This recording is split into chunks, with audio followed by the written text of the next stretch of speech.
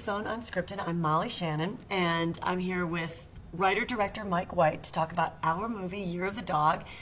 I will be asking Mike some of your questions as well as some of our own. What motivated you to write this script? Did you or someone you know ever have a special relationship with a dog that influenced you? A special relationship? Yeah. The relationship was with a cat. Okay. I had a stray cat who lived behind my house, who I loved. His name was Bootlegger. Oh. And on Christmas Day, I think I told you this. On Christmas Day, the cat was out in the back and it was sick, and I brought it in and it was dying, but it was purring because it loved me, and it like died in my hands while it was purring. And I was like totally broken up about it, and I just thought it would be interesting for a movie about somebody whose pet dies and that just totally changes their life unexpectedly. Yeah. What about this script and the character of Peggy first appealed to you? Did you know immediately that this was a film you'd like to do? I did know immediately that it was a movie I'd like to do because it seemed different than what I normally do. Like, I think I do a lot of broad comedy, so it just seemed quieter, simpler, just very different than what I was.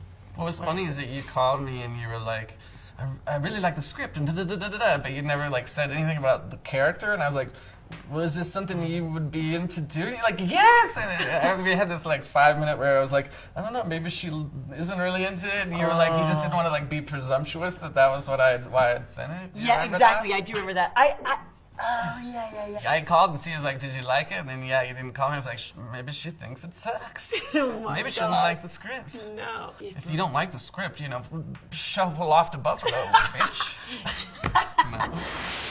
When you were shooting Year of the Dog, were there any times during the shoot that I irritated you? Let me see. No.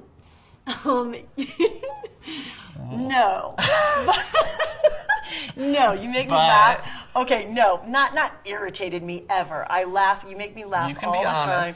But there was a scene where, you know what scene I'm talking about, where John Riley and I are together, and it gets very physical. And I got a little injured, and Mike was teasing me because I was like, my rib, and Mike was like, you were teasing me like that. You're like, do you have like, you were kind of making fun of me. I must and have you were some mad spot. about that? Not mad. I just felt. Well, then a hanger fell on you later. I felt like we were really trying to injure you that day. But it was funny because you started off like, just come at me, just do it natural. And then like he touched you. I know, I'm a baby. Come on. It was like you're. I'm a baby. I'm a baby. That's funny. Yeah. Molly, I'm sorry I didn't take your injury on the set most seriously. I feel terrible. Many of your films are tales of off-kilter characters on the trail of self-discovery. How much would you say are your characters a reflection of you? That's a good question. I don't know how you'd guess. I like to write characters that are funny, eccentric, because that's the kind of people that I like. Sort of. No? Yeah. Oh, yeah. You like those kind of people. Well, I mean, I don't know. I don't think I would ever write a really. I don't know. Let me ask you this: do you ever, like, if you meet somebody or you see someone, do you ever jot that down? Like, that's a funny idea for a character that I could put in somewhere. Do you ever just do that, or do you always just have it in the back of your head? Yeah, a little bit. Yeah. A little bit. Little bit. But then you get worried that they're gonna see something they said off camera. They're like, "That's me," and it's a horrible portrait of me. Yeah. But what are you gonna do? When you were growing up, was there a movie that you saw, or at what moment did you think you really wanted to write or be in show business? When I was in 2nd grade, I had this teacher that I was totally loved, and she was the mother of Sam Shepard. That's unbelievable. And I was really into her, and she was, she was really like proud of her son because he was like, in movies and whatever. And I was like, wow, that's like a job you could do, and like she's really into it.